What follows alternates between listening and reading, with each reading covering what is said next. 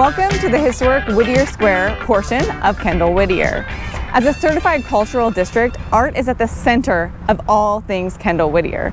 Whether it's schools like the Tulsa Girls Art School, murals, businesses that reflect a creative mindset like Heirloom Rustic Ales behind me, or our bike racks that double as public art. Let's get started on our tour. Kendall-Whittier has quite an interesting history. It all started in 1909 when it was Tulsa's first suburban shopping district. But things really got going when Tulsan Cyrus Avery, known as the father of Route 66, brought the route through Tulsa to make use of the best bridge to cross the Arkansas, now known as the Cyrus Avery Bridge.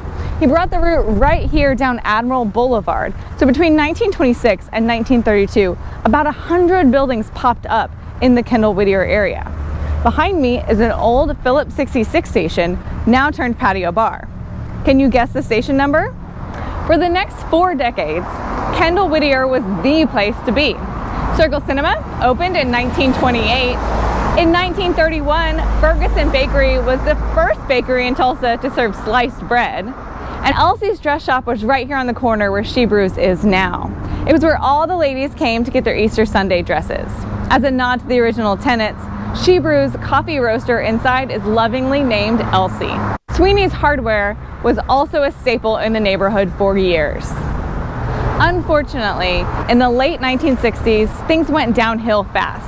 I-244 came in, cut the neighborhood in half, destroyed about half the buildings in the neighborhood, and vacancy rates skyrocketed, as did crime rates. And Kendall-Whittier became the seedy red light district of Tulsa for several decades. Few were willing to invest in Kendall-Whittier. A few notable exceptions were Ziegler's, who opened in 1973 and not only stuck through, but continued to expand into the very large corner at Admiral and Lewis. And the owners of Circle Cinema, who bought the dilapidated building in 2003 and reopened in 2004 with a single screen. They now have 4. Still, things were not great. Enter Kendall-Whittier Main Street. Kendall-Whittier Main Street is a nonprofit organization dedicated to the ongoing revitalization of the Kendall-Whittier area. Since its inception in 2010, more than $144 million have been reinvested in the neighborhood. There's been 60 new businesses open and more than 300 jobs created. Kendall-Whittier Main Street is also a 2-time semifinalist for the Great American Main Street Award.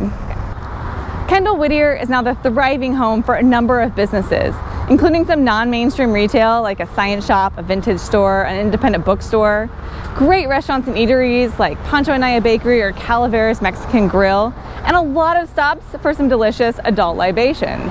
Oh, I have one more thing to show you. Come on. We also have a ton of murals. 5 of them, including the one behind me, were completed in May of 2019 as part of the Kendall-Whittier Walls project in conjunction with the Lobeck-Taylor Family Foundation. For that project, more than 30 artists applied. After whittling down to the favorite 5, each of those artists had the opportunity to design one or all of the murals. A carefully crafted committee chose their favorite per wall to commission. As you can see, Kendall-Whittier has a lot to offer. Whatever you're looking for, we've probably got you covered. So park the bike for a while. Stop and see what Kendall-Whittier is all about.